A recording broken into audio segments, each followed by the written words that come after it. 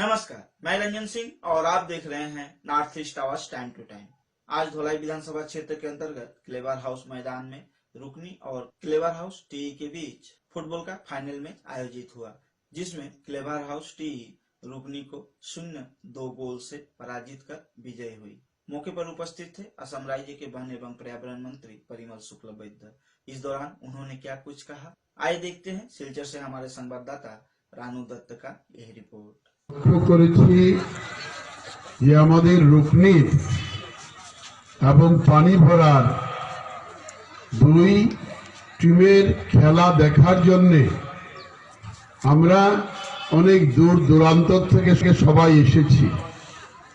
এখানে মঞ্চে যারা বসে আছেন, সামনে যারা আছেন খেলোয়াড় বন্ধুরা আর সঙ্গে যারা দর্শকরা আছেন, সবার উদ্দেশ্যে আমার শুভেচ্ছা নমস্কার বিনিময় করে আমি একেবারে সংক্ষেপে দুটো কথা বলব।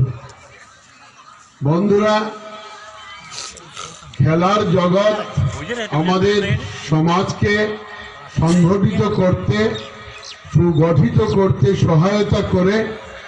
এখানে যে আয়োজক মণ্ডলীরা এখানে আয়োজন করেছেন, প্রথমেই আমি এই অঞ্চলের জনপ্রতিনিধি হিসেবে তাদেরকে আন্তরিকভাবে কৃতজ্ঞতা এবং ধন্যবাদ জানাব।